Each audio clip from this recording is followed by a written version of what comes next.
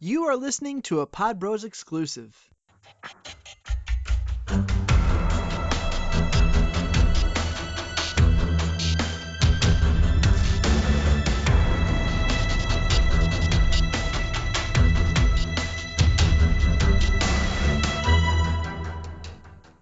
Okay, we are live again, episode number 31 already. Take Aim Podcast, guys. As always, I'm your host, Brandon Hammond. Super excited to talk with this guy, my buddy Sarge Vasquez. He is Take Aim's friendly neighborhood deer biologist. So, Sarge, what's going on? How's it going, B-Hands, man? How you been? I've been, it's Michigan. It's freezing. It's 7 degrees. Oddly enough, you guys are having some weird ice out in Arkansas, so tell me about that. Yeah, we are, man. I mean, we went through, November, December, and January without any real winter precip, and then come, Valentine's Day night, we just got slammed with a heck of an ice storm here. So I think due to the fact that we're doubling up people being cooped inside and Valentine's Day, needless to say, there's a lot of running activity going on in Arkansas. Wow, lots of it, huh? Yeah. There's gonna be a heck of a fawn drop in 9 months, I bet. There could be several. I wouldn't doubt it. It'll probably be a very good turnaround for the state of Arkansas. Yeah. But anyways, I'm so excited to have you back, Sarge. And for those that don't know, I just kind of want to go over,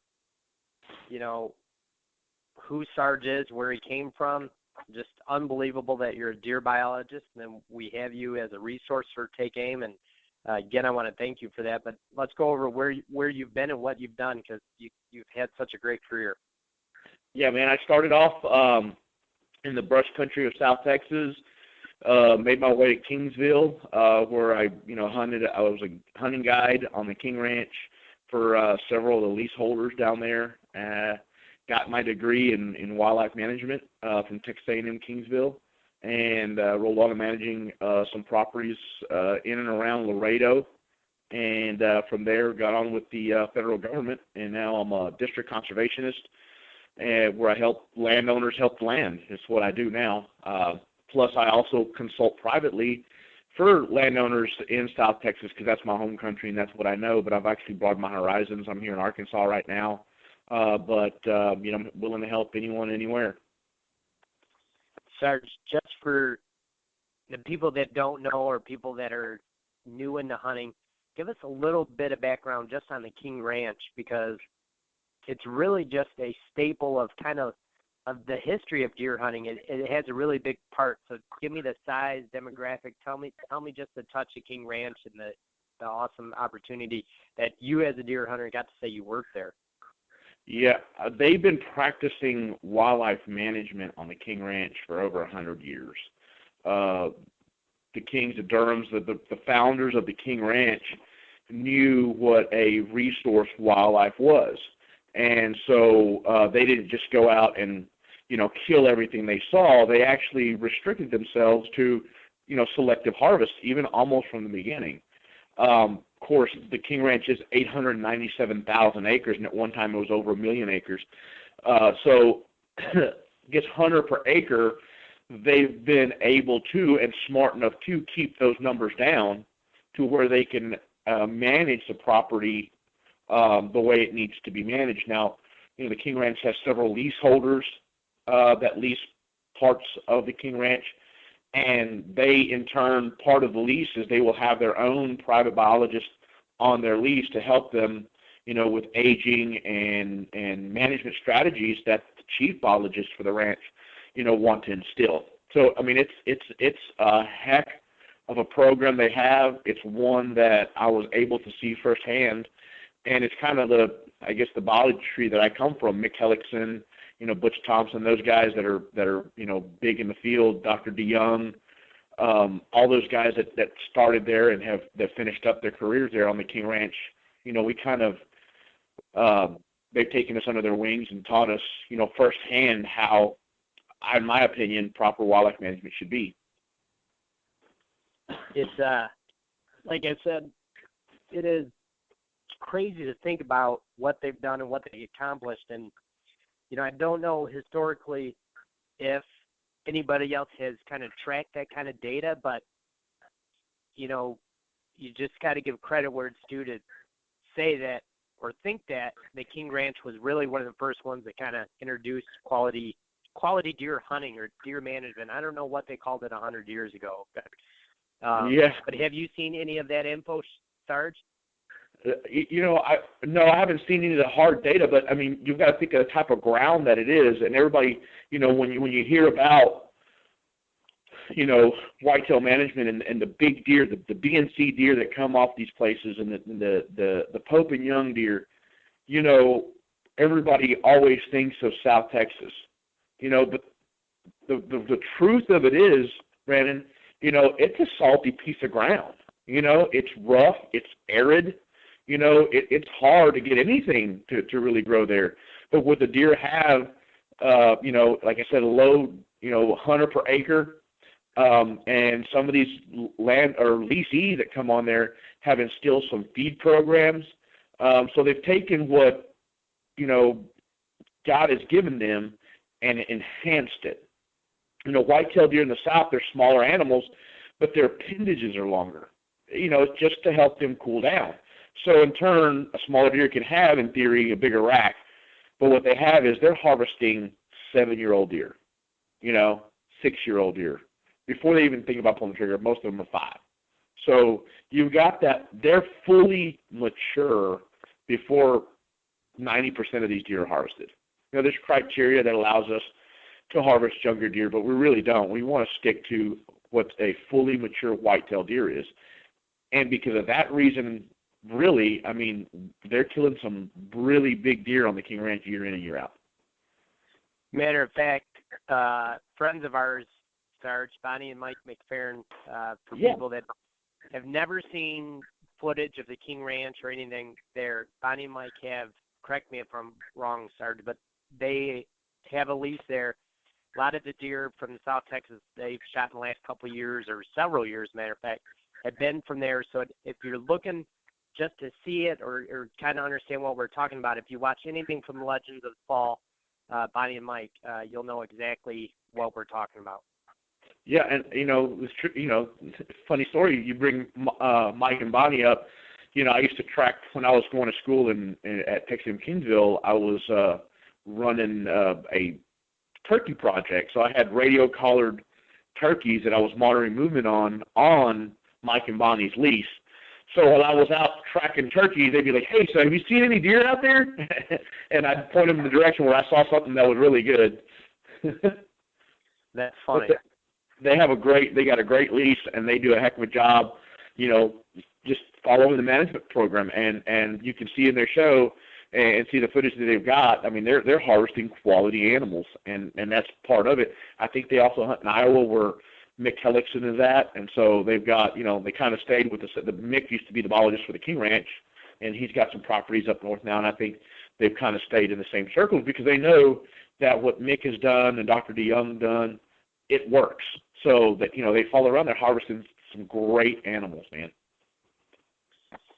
It does, and you're right, and that's the circle you come from, so that's why, it's so exciting for listeners to get to hear what you have to say. And with that being said, Sarge, let's kind of get into the meat and potatoes of why we're talking today. But those big 5, 6, 7-year-old deer, hey, it's that time of year. It's shed season. So Sarge is, a deer biologist. So by all means, Sarge, give us a little rundown on what happens when these deer shed and what age, what class of deer, demographic.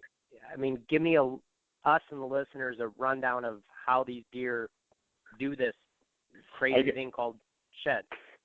I'll use the Shrek terminology. It's like an onion. It's got a lot of layers to it, It's not just a simple question, but it is a simple question. You know what I mean? All buck deer will shed their antlers, once a year. Now, what makes them shed at different times of year? There's so many layers to that. I mean, a lot of times all of a sudden you'll see, hey, there's sheds on the ground, but in South Texas, I have seen deer rutting in March with a full set of antlers. So, No you way. know, yeah, so there's a lot of different layers to this. Now, you know, northern deer, in theory, they shed earlier. They also go in the rut earlier. They also go into, you know, their fall drop earlier. So we would think maybe photo period might have something to do with it, where, you know, the days get shorter and shorter, so they start getting longer and longer, and trip that mechanism in a deer, or to shut the hormones down as much. But my theory, it's really simple. It's nutrition. You know, you'll see in some years, you know, when we don't have a bad winter, like this year in Arkansas, I mean, we've had one ice event, you know, that's covered everything up, but it's been a gradual process to get here, and the deer have had plenty of food. You know, it's just now browning out, and we know in a couple of weeks it's going to be greening up. So, you know, last year when we saw on my personal hunting lease, we had a guy kill a buck. He thought it was a doe, and that was the end of January. So, but that was coming out of a drought, and that was going into a really hard winter where we had heavy snowfall here in Arkansas. We had a 6-inch event, and we had another 4-inch event. So we had a couple of different events that really had the brownout start, you know, the beginning of January, around Christmas, right? So then you fast forward to this year, where we're still seeing some deer that haven't fully shed yet, but we haven't had that real big winter event to just knock the you know, the groceries completely out. You know, yeah, it's browned out, but you know, you can still walk the woods and find something a little green out there. There's something there. I'm really worried about the ticks, actually, because they're going to be pretty rough this year. But you know, nutrition. I think nutrition plays a big role. In South Texas, these deer hold on to their antlers, you know, late to the end of February. As a matter of fact, some of the properties to manage, we're on a program called the MLD program, Managed Land Deer Permit Program.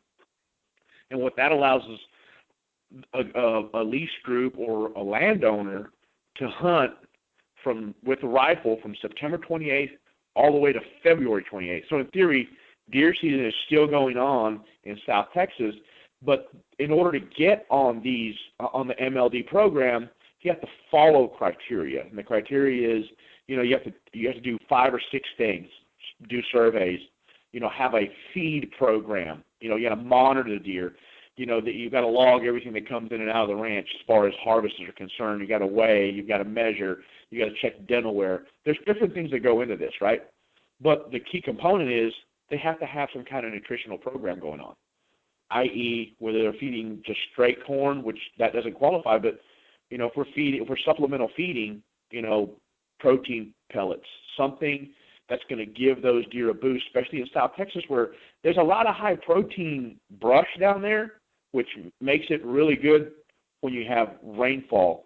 Of course, you know, it's called the Painted Horse Desert down there for a reason. It is a desert, and we you know, sometimes, I remember when I was in Laredo, we went 14 months with 0 measurable precipitation. So the deer need to still acquire that protein if they're going to grow their potential. So we supplement it. They don't prefer it. They don't like going to a feeder if they've got everything there, but they will go and get it.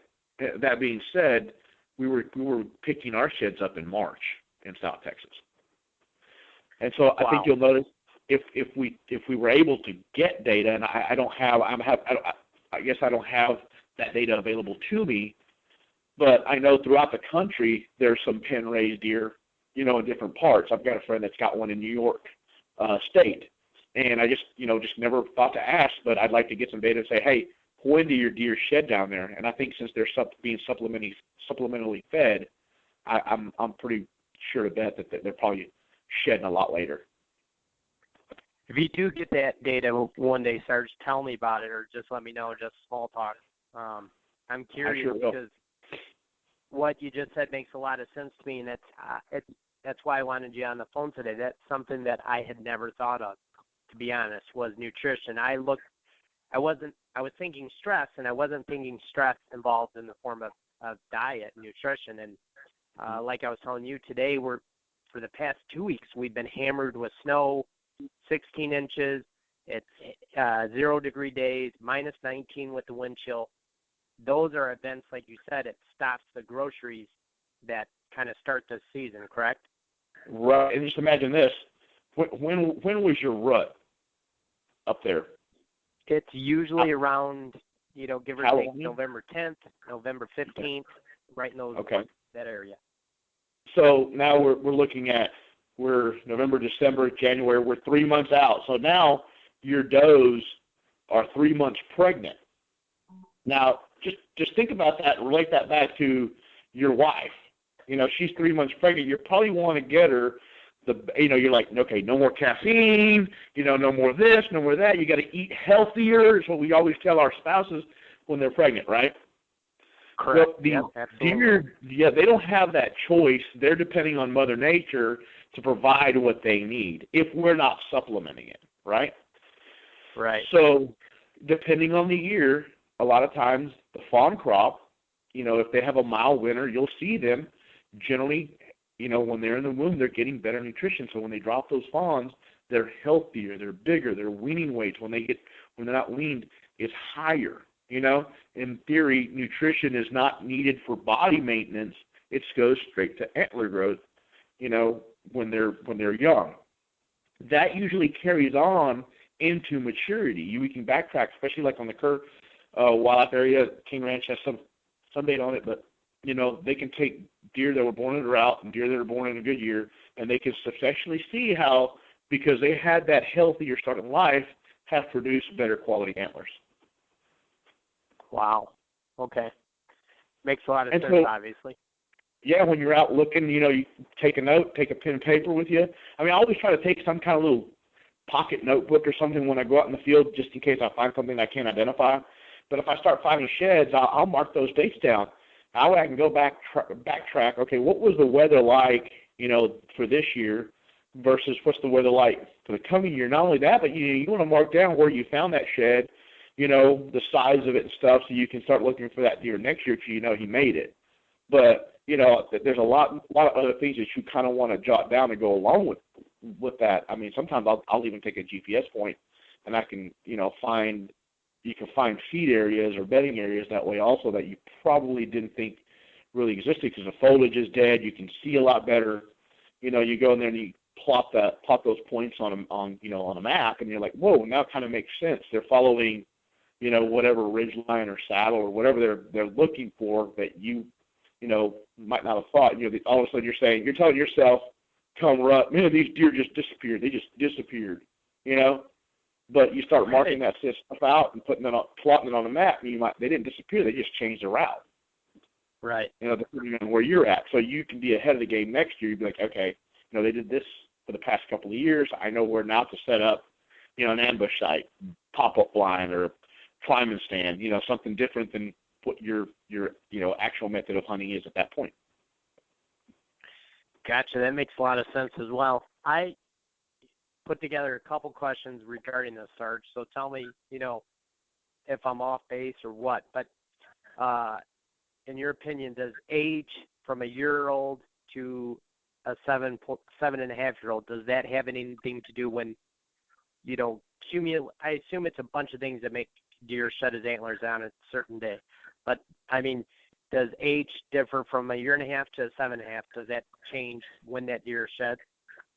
And here's the issue with finding that data, because a lot of times we'll try to jot down the time of year that we start finding our sheds, right? Have you ever found a spike shed? Never.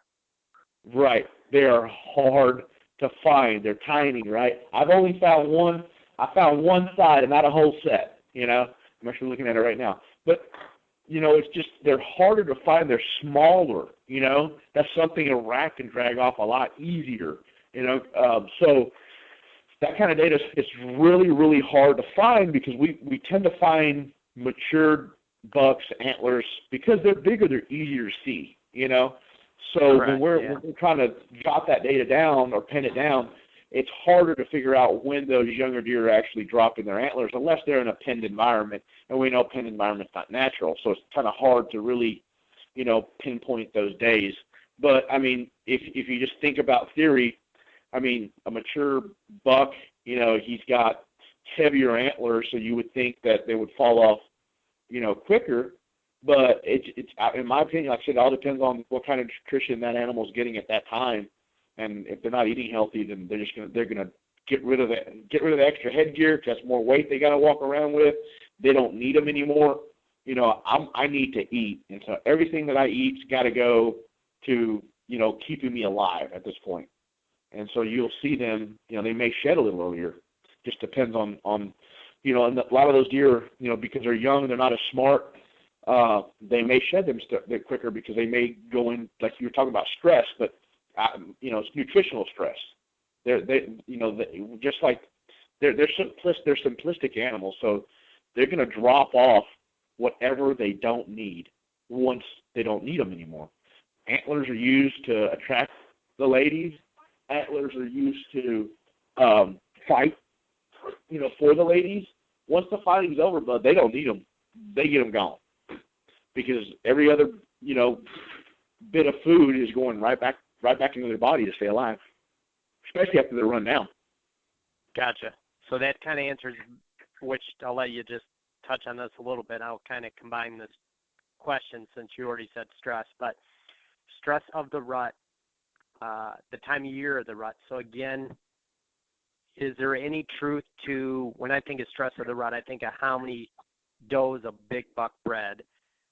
Did he, how many bucks equal or lesser body size did he fight, and how much did that take out of him? So with that being said, Sarge, does that have any, is there any truth to what's the rumor of a so-called, like, hey, they dropped their testosterone from all that rut activity? Is that true? Is that considered stress, or is that part of it? Or again, does it just go back to, hey, I didn't eat for 2 weeks because I was chasing girlfriends? Right. I think it's kind of like us, all of a sudden, we've got a girlfriend in our sights, and all the girlfriends are wanting dates. So we all kind of get up and get going to go on dates, and we're going to go on as many dates as we can, and all of a sudden all the girls don't want to date anymore, right? So you're kind of sitting around, but there's always that one or two girls that didn't want to go on a date, at that time, and now they've made up their mind a little bit later. So then all the guys are focused on those. That kind of happens in the deer world where, they have what we call them a second estrus, where they'll come in if they didn't get bred. And so the testosterone level will pick back up because they're still going to be searching when they smell that estrus, and they'll still go chase again, but a lot of it has to do with, like I said, time of the year and nutrition. Do I have the energy to go and chase again? I don't know. A bigger, 250-pound animal might not have the energy like, 150-pound youngin will. And kind of in theory, we've also seen data where that middle-aged, that 2.5-year-old, that 3.5-year-old, they're the ones that are really running all over the place, going crazy chasing does, because the big guys, they're going to stay in the area. They may breed one doe. They may breed two does. We don't know. But, they're more apt to just staying at home and not really moving as much as those middle-aged younger deer are. I guess kind of like your 16 to 25-year-old is. You know what I mean? Yeah, exactly. I know exactly what you're saying. With, I guess, kind of, you just tied up every question I had, Sarge. So basically, I wanted to give this as tips for guys this time of year from Michigan to South Texas to kind of get a jump on the game of shed hunting season. So again, if I'm wanting to get into this hobby, or just, which we just covered, I mean, we just learned a crap ton in 15 minutes, but am I looking for, just to kind of sign off, because I know me and you have one more thing we want to talk about, but let's just say I really want to get a jump on the shed hunting season. What am I going to look for? Is it the time of year? Is it I'm going to wait till that one big kick in the butt from Mother Nature, like a storm? Or is it just persistence of, like, we got to keep waiting this cold winter, the greens turn to brown, like you said, and the groceries are gone? Like, what's that tip we should be kind of looking for to get started? My number one tip is to find that last bit of grocery out there. Walk the woods, find the heavily used trails they're going somewhere, and they're going there for a reason. And a lot of times you're going to find your sheds laying off of these trails, usually pretty close to one another. So if you get on a trail and hey, that you still got a green patch of, so a lot of times we'll supplemental feed, they're still going to corn patch, or they got a clover patch that might still be green, or some winter rye, whatever they've got that those deer are hitting, you might not find them out in that field, but you'll find them as they're walking to it, from their bedding area to that feeding area. Concentrate on those areas for sure. And I've also seen a lot of guys make what we call shed traps. And if you don't really know what you're doing, I mean, that just the one thing I've seen so many pictures of people come up with these contraptions to collect sheds, and I've also seen a lot of dead deer in them because they get hung up. They're not ready to shed yet, So we got to be real careful if we are setting up shed traps. Number one, know how to build one, and I always use some hog panel or net wire. I don't ever use barbed wire that can bend and get tangled up in. Something's already squared, prefab made. That way, when they hit their antlers on them, they'll fall off right there. But you can put a source of food out there, and that's a really good way to attract deer that need some kind of grocery, and then drop their sheds off right there too. But if I'm looking for in a natural area, I'm looking for a heavily used trail going to a food source that's still left out there, and you can probably pick up quite a few. I picked up quite a few that way too. If you've got a feeder, some states allow supplemental feeders, corn feeders or whatever.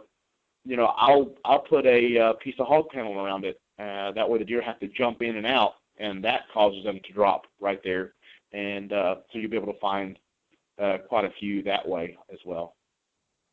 That's an easy way to do it, and like you said, it sounds like a very safe way to do it. That's a great idea. But yeah. I guess moving forward, Sarge, I want to say thanks, man. That was a great little segment on just the basis scientifically of where deer come from and why they shed. And what you said just really hit home with me about nutrition, and I guarantee you, especially the way it sounds from Michigan to South Texas, the climate, the food, as the food changes, it changes, what's on top of their head. And like you said, they shed what they don't need. So it makes total sense. But yeah.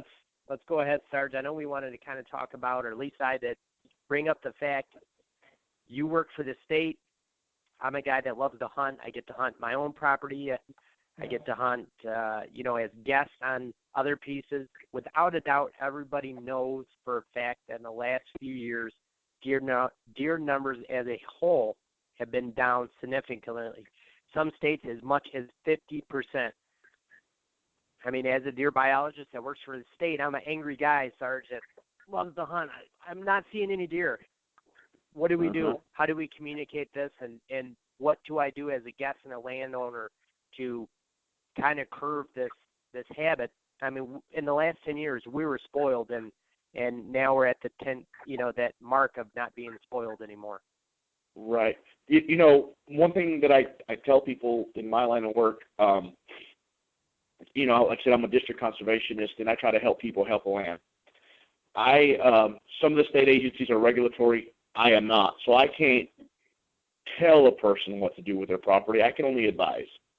Now, one thing that I have seen a trend of the past couple of years was drought. I work for NRCS, and people were coming in left and right, 2 years ago for drought assistance, whether it was replanting some of their pasture or doing whatever they needed to do to help their cattle operations with this drought situation that they had. So now we jump forward 2 years, right? And now we're seeing that we're not seeing these deer anymore. That drought event had a significant impact on the fawn drop, survival rates. A lot of the does were so stressed out, they probably aborted a fawn, and then with nothing really to eat, that fawn probably didn't make it. So we saw, fawn numbers drop drastically. But one thing we didn't do as hunters was acknowledge that they dropped drastically, because when we went out, we were still seeing the fawn crop from prior years when it was wet. So we didn't see that drop-off until 2 years later when we're sitting in a stand. Those mature deer that we'd never allowed to really get mature aren't there. And now that, it is what it is, Brandon. Truth be told, the average age of a deer being shot in this country is 1.5 to 2.5 years old. So, like I said, we bound forward, the deer that we're shooting in this country are no longer there, or they're significantly lower in numbers because of the drought. But as hunters, we didn't hold ourselves back. All I can do is advise and say, hey, remember, we had a drought a couple years ago. Let's count our deer before we go in there and start pulling the trigger. And it seems to me that there's a lot of times the mentality of tagging out versus trophy hunter versus trying to field the feeder. And I completely understand with trophy hunting. I completely understand with the person who wants to field their feeder, because they're two different types of hunters. But if we're going to have hunting in the future, we all have to be aware of what's going on and how to hold ourselves back and do a little bit of homework as far as the number of deer we're going to harvest within ourselves. Even though the state puts out tags for $3 and 4 does or whatever the state's allowing, we're the ones that are hunting those properties. We're the ones that are intimate with those properties and know exactly what's going on. So we need to make an educated guess, within ourselves as to what we're going to harvest. And I think that's where my landowners, the people that I consult for, they get it. If I'm consulting I have a landowner who's got 1,800 acres, and we did our survey. We flew the place in a helicopter. We counted every deer we saw, and we said, your deer per acre needs to be at X. So you have to shoot 34 deer to get back down there so your habitat stays healthy. I said, okay. I said, but you own this property. You live on this property. You will know if that's too many or not enough. Because we're just kind of, giving you a guesstimate. And so us as hunters, when we go to our properties to go hunt, we know what a safe amount of harvest is. But if we're sitting in our deer stand and not seeing numbers, but we're still pulling the trigger on the first brown, it's down deer that comes across our, shooting lane, then maybe we're not doing something right. It is a renewable resource, but it can come to a point to where it doesn't renew itself as fast.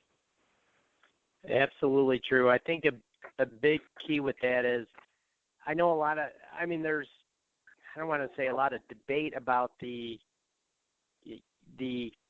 meat hunter versus the trophy hunter. And ultimately, every piece of private property, you're right, Sarge, that guy hunting needs to be responsible. I think, especially, and I know on my end, it's aggravating when I know that I'm managing for trophy and the guy next door in the east side and the west side and the north side, 3 of my 4 sides are managing to shoot 1.5-year-old deer. But right. I guess, ultimately we have this 30,000, 35,000 foot view of like the state saying, hey, there's this season, that season, this season. So we have 4 gun seasons before bow season, but I'm not seeing any deer. So ultimately, how do we get to that point where the private owner that's hunting in the state can actually get some better numbers? Because like just yesterday, it came out that, or last week I should say, that first time ever in Michigan, 34% of our deer were 3.5 years or older that were harvested. Now, ultimately, yeah, I'm blown away by that. I don't have to check my deer in anywhere. So right. Where do you get this number from? And how do we close this gap? Exactly. That was my I was going to bring that point up. And when you said that, because in Texas, when I hunted there, my hunters have to keep a jaw for me to age, right? Now, on my lease here in Arkansas, we do the same thing. But in general, Arkansas has what's called a check system. whether you call it in or you use a phone app, but it asks the hunter who may not be as educated to put an age in for that deer. Well, it's really easy to go, you know what, our leash rules are 3.5, so that's a 3.5-year-old deer. Boom, and they hit the button, and it rolls on. And so when we get these big, data sheets that show this number, we know that they're not accurate. But at the same time, how do we get accuracy out of that? And that comes from the hunter himself has to educate himself as well. As to, they call hunting a sport, but it's a sport really without real rules. You know what I mean? So it's up to ethics. Are we going to be ethical hunters or not? Because it's up to us. We know when we go out there, should we harvest this animal or not? And it just boils down to educating, everyone we can out there, like you're doing through your show, and letting them know that maybe tagging out isn't the key unless you have enough animals to tag out. Shooting that big 180 is not going to happen if you're not shooting animals, because if you have too many, you're not going to have the nutrition that you need. You know what I mean? So we got to find the balance, but, as well as I do, sometimes we're just preaching to the choir, and some of the guys that need the preaching just don't come to church. No, I actually just had this conversation with somebody the other day that he was telling me that I think just the misinformation of the term management, okay, is there's so many guys that don't know what that means. And I corrected this guy. He said he was shooting scrub buck. And I was like, well, what's your definition of a scrub buck? I said, use your hand and show me, like, what type. He's like, all these little 4, 6-pointers. And I'm like, my God, I'm not telling this guy to go shoot a 5-year-old or this deer or that deer. But everybody, if you're wanting to improve anything, you need to help somebody sometimes and educate them. So I did just that. I said, listen, what you're describing to me is a 1.5-year-old deer. And then I went through a 2.5 and a 3.5 and a 4.5, and we did the whole thing. And I said, do what you want. But I said, if you're ultimately the guy pulling that trigger on that young deer, soon as that deer hits the ground, it's dead and it's over, and there's no getting that 1.5-year-old back. So, if you guys are listening, don't be afraid when you're talking to your buddies, even if they're meat hunters. If they don't know something, correct them, because like Sarge said, it's a sport without the rules. So, the guys that know the rules, man, by all means, we should be passing this along. Yeah, and along that note, I filmed with Mike Hanback on his show, Big Deer TV, and Mike and I talk a lot. We try to educate, as many people as we can, because, talking to Mike, we've also realized that the hunting industry or the hunting show industry has almost done more harm than good in trying to educate, I guess not clarifying. Because when Mike comes to South Texas and we go to one of the ranches that I manage, we'll talk about cull bucks, but we never really say this is the criteria for a cull buck. So when people in Arkansas are hunting, they're like, oh yeah, I cull that deer. Why? There's no real definition of, well, we just shoot all spikes. Well, they saw an episode where they're shooting spikes on a South Texas hunting ranch, right? That's been intensively managed for, 50 or 60 years. A spike here is a 1.5-year-old deer, 1.5-year-old deer, and so I've asked this question to so many people, and they say, oh yeah, that's a spike, and I just culled them out. Now it's illegal to shoot spikes in Arkansas, but, that was have you ever seen a 6.5-year-old spike? No, I haven't. No, right? Because eventually they will grow into something. It might not be my definition or your definition of a trophy, but, more than likely a 5.5-year-old deer is going to be over 130 inches, and that's a heck of a deer. Right. You know what I mean? No, I agree with you 100%. Exactly. So we just got to, let people know that, no, we do selective harvest. We do, because of the amount of animals we have on a property, 9 times out of 10, especially if it's high fenced, then we have to cull deer out based on criteria. We have to shoot 150 deer. I had a ranch that I got to look at some of the numbers on. Now, this is a huge ranch in South Texas. I might have mentioned the name of the ranch. But our harvest recommendations were 1,500 deer. Now, they shot 1,052, right? In order to get to those numbers, you're going to run out of mature 8 points to shoot. You're going to run out of mature 10 points that you want to shoot. You're going to run out of mature 12 points that you want to shoot. So what criteria are we looking at? Now we're looking at inferior deer. Now that 6 point, that's 3.5, needs to get culled. You know what I'm saying? Because we're taking out mouths that we have to feed so the habitat stays healthy. That's the true definition of a cull buck. I agree with you 100%.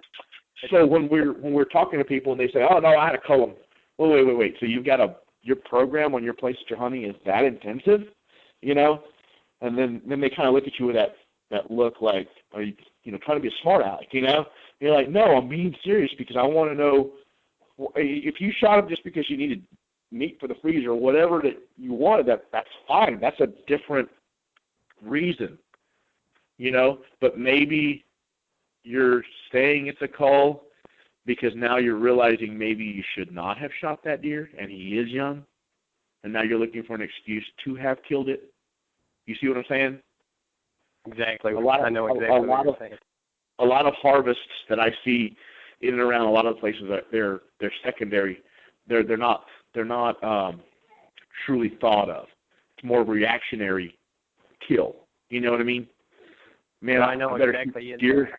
I got to shoot him before he crossed that lane. I got to shoot him before he crossed that lane. So I shot him, and I walked up like, "Ooh, yeah, he's young." And then you try to think of a reason why, instead of, I asked a lot of guys, the number one piece of equipment that you've got to take hunting with yourself is binoculars. Well, I don't need binoculars. I look at them through the scope.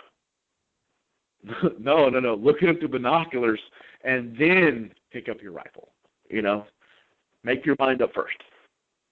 Exactly. And to touch on that, just in Michigan alone in the past, I don't know, at least 10 years, we've been what I would call unlimited doe tags. And basically you could buy or purchase a doe tag every day of the season. Every 24 hours you could purchase a doe tag. Well, now come 2012, 2 bad winters, they still have all these abundance of doe tags. So getting back to what started this conversation, Sarge, was just the point that now I'm only seeing 6, 7, 8 does a year. Mm-hmm. Just because the tag's there and available, you don't have to continue to shoot those does. Right. We're looking at the demographics. Ultimately, we want to be 1-to-1, but we don't want to be down to a level to where you said, I can't replenish my own deer herd. So, the years, you have to step back and not maybe have 3 does sitting in that deep freezer. Right. And 1-to-1 is ideal on a place that you have complete control of. You know what I mean? You've got to look at factors that are outside your control, like neighbors and stuff. But you'll know yourself when you want to go and fill those tags, I really haven't seen that many does. Do I really need to shoot this deer? Personally, me, myself, I haven't shot a buck in 2 years. It's not that I'm a trophy snob, but I, on my lease, have seen not as many deer as I've seen in the past. So I've just let my kids shoot, the deer that I probably would have shot and just held everything off after that. I'm one of the few in my area that still have, I'll sit there and I'll take pictures of a deer, or they're like, oh, you didn't shoot that deer? It's like, no, I didn't shoot him because I want him for next year. You know, we've got to be able to tell ourselves how much is enough, and you know, roll and be okay. We need to be okay with not being able to harvest an animal any given year. You know, it doesn't make us a better hunter to kill a deer every year. You know, it makes us a better conservationist if we don't. And that's true, and that ultimately is what we should all strive for. Mm-hmm. But, I mean, I guess we're kind of hitting on time, Sarge. But with that being said, ultimately, to recap, we kind of just touched on each person has to be more and more responsible. No matter the guidelines, like I said, if ultimately there's 90 doe tags available and the herd's low in your area, I mean, be smart enough to be held accountable for your own self that you don't need to shoot 90 does just because the damn tags are available. So, Sarge, anything you want to close out with? No, man, we pretty much hit everything. I enjoyed spending time with you this morning, man. You too, man, and enjoy the ice skating in Arkansas. So we will, man. I'll let you know if I break anything. For sure. But again, as always, guys, please subscribe on iTunes. Take Aim Outdoors. We're on Stitcher. We're on TuneIn, Facebook. Take Aim Outdoors, and every Tuesday the new shows get downloaded on Podrose as well. So just hit the subscribe button. Comes right to your phone. It's easy as pie. But thanks so much, Sarge, for being a guest again, and look forward to doing this again.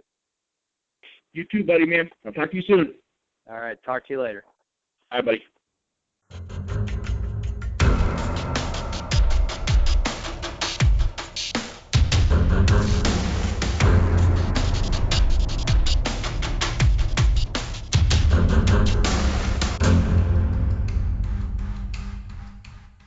Be sure to check us out on podbros.com.